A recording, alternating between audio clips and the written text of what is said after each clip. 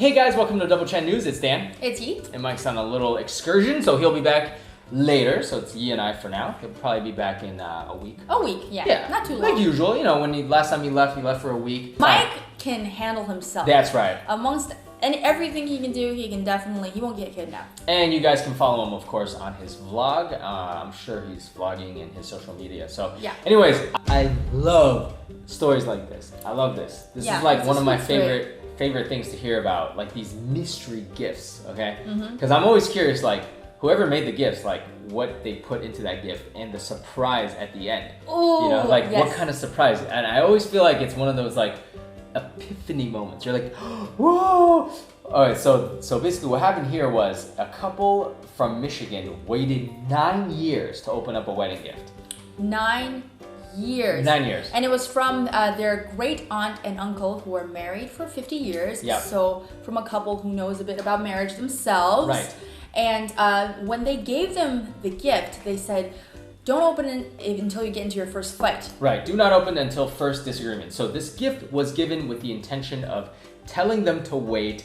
There's a meaning behind it. So they forgot about it, basically. It was sitting in the closet, like, I guess apparently when you get married and you get a lot of gifts, you don't open all the gifts. No, I don't think they forgot about it. Oh, I think okay. from the story was that they wanted to save it. Oh, you know okay. what I'm saying? They thought about it, but they were like, oh, it's not time to open it. And then here's the thing, it wasn't like they waited to their first argument. They had multiple arguments, but they just never opened it because they're like, you know what, I guess I could kind of understand that kind of psychology where you're like, it's not, they're feeling kind of mad at the moment, it's been a disagreement, but they're like, but it's not big enough where I need to open this present. Right, do you know what I'm saying? Because they're thinking that when they do finally open it after like a huge argument, right? I know the note says first disagreement, but look, you get into, when you meet somebody, you probably have a fight the first, you know, maybe the first 3 months, you'll probably have your first fight or something like that, or 6 months or whatever it's acceptable to have your first fight. I have no idea. I don't remember when our first fight was, but anyways, so they're probably thinking like, when they finally open this, it's like this big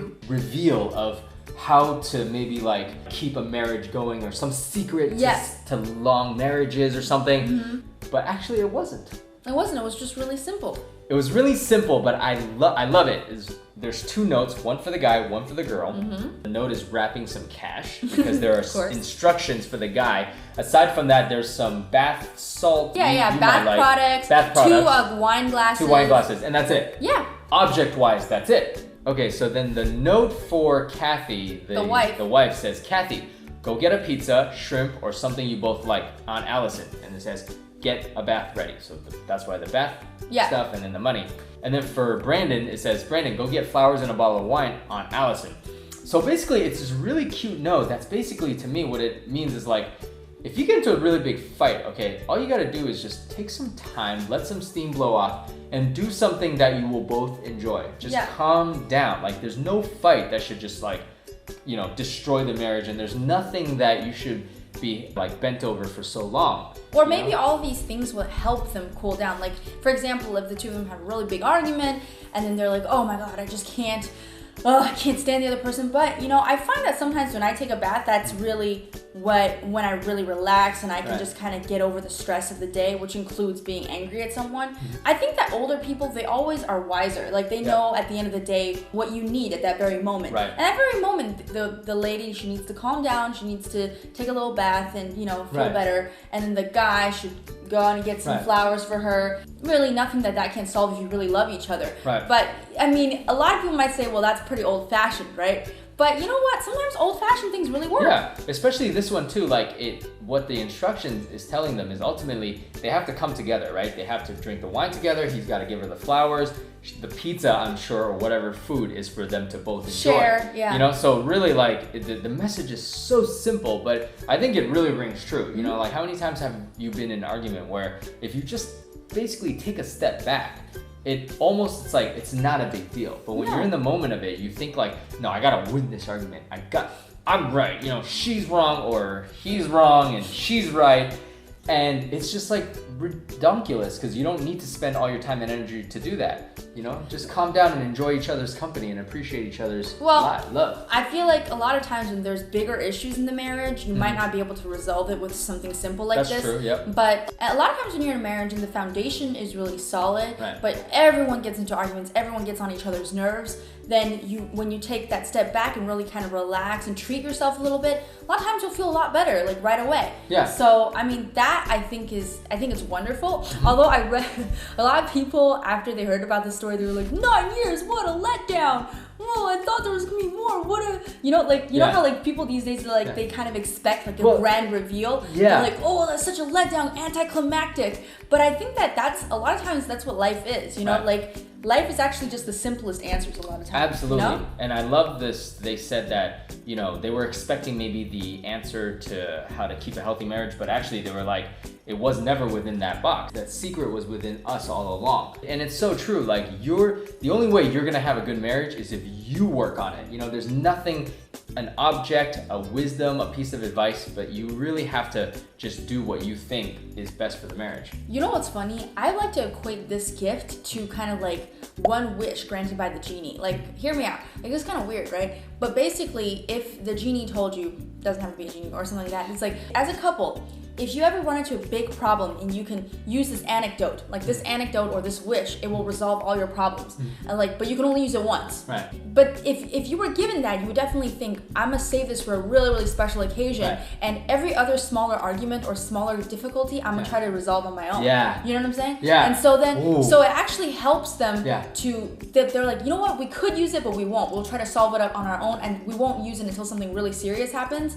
And at the end of the day, what you've developed is a very strong relationship, and you don't even need it anymore, you know? You're a genius, you know why? Because what you just described is the plot to Kung Fu Panda. You don't know what I'm talking about, right? I watched the first one. I kind of forgot about it. Do you remember what happened? He was on the quest to obtain the dragon scroll or whatever. Okay. The secret to the whatever, right? And at the end, it was like, it was within Po all along.